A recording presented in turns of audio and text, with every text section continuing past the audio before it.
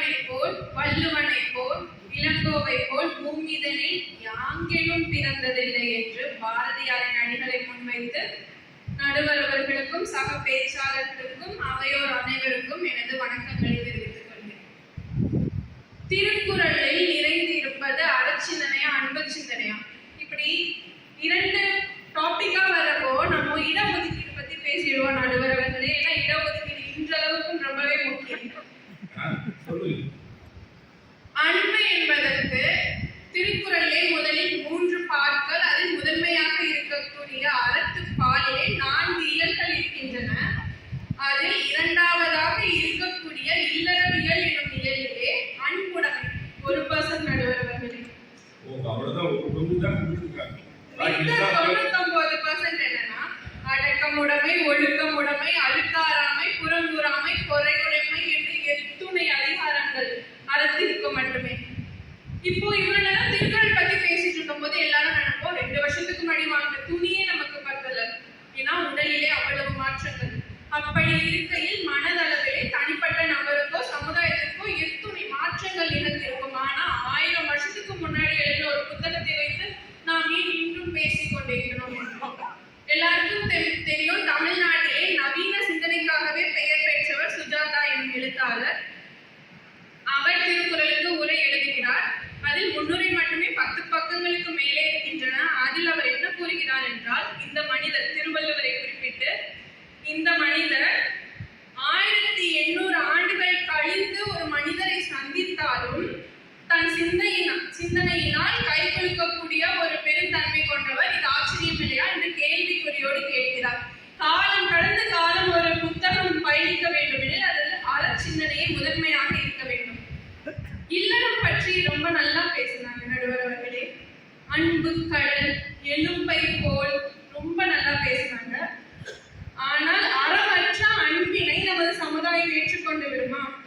காலையில ஒரு அன்பு கடல், மதியம் ஒரு அன்பு கடல், இரவு ஒரு அன்பு கடல் என்று இல்லறத்தை பிரித்தால் இல்லறம் சிறக்குமா?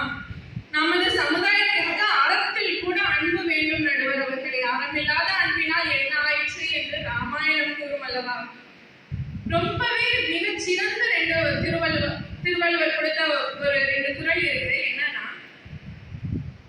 தந்தை மகள் காற்றும் உதவி அவையத்து முந்தி இருப்ப செயல், மகன் தந்தை காற்றும் உதவி தந்தை எண்ணோற்றான் கொல்லெனும் சொல். அவர் நினைத்திருந்தால் இந்த திருவள்ளுவத்தை அன்பு நிறைந்த புத்தகமாக மாற்ற வேண்டும் என்று அவர் நினைத்திருந்தால், தந்தை மகன் காற்றும் உதவி அன்பினை வாரி வாரி வழங்குதல், மகன் தந்தை காற்றும் உதவி வாரி அன்பினை திரும்ப அளித்தல் என்று அப்படி அவர் கூறவில்லை.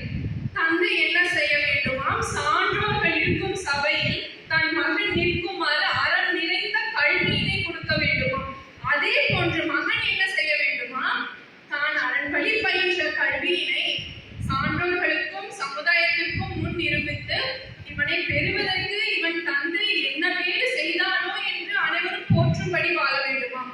அது அல்லவா அறம்? இன்னொரு திருக்குறள் இருக்கின்றது, சிறப்பினும் செல்வமும் ஈனும் அறத்தினும் ஆக்கம் எவனோ உயிருக்கு. உங்களிடத்துல அறம் இருக்கிறப்போ சிறப்பும் இருக்கும், செல்வமும் இருக்கும். இதை தவிர்த்து உங்கள் வாழ்க்கையில் என்ன தேவை என்ற ஒரு கேள்விக்குறியோடு தான் ஒரு குறளை முடிக்கிறார்.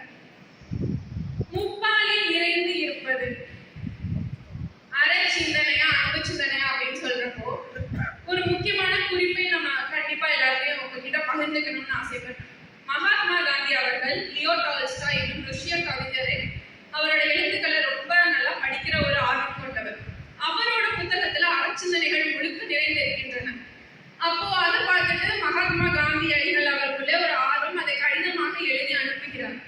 என்னவென்றால், உங்கள் புத்தகத்திலே அறக்கருத்துகள் நிறைந்திருக்கின்றன, அதற்கான ஊற்று என்ன என்று எனக்கு தெரிந்து கொள்ள வேண்டும், மிகவும் ஆர்வமாக இருக்கிறது என்று. அதுக்கு லியோ டால்ஸ்டாய் அவர்கள் எழுதுகிறார், நீங்கள் இருக்கக்கூடிய இந்தியாவிலே தென்னகத்து பகுதியிலே இருக்கக்கூடிய திருக்குறள் தான் எனது புத்தகத்திற்கான மூலதனம் அப்படின்னு சொல்றாரு.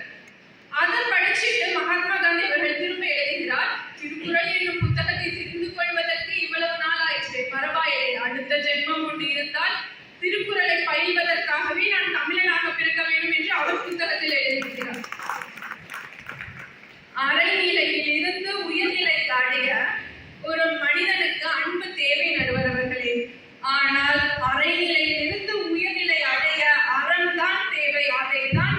கூறுகிறது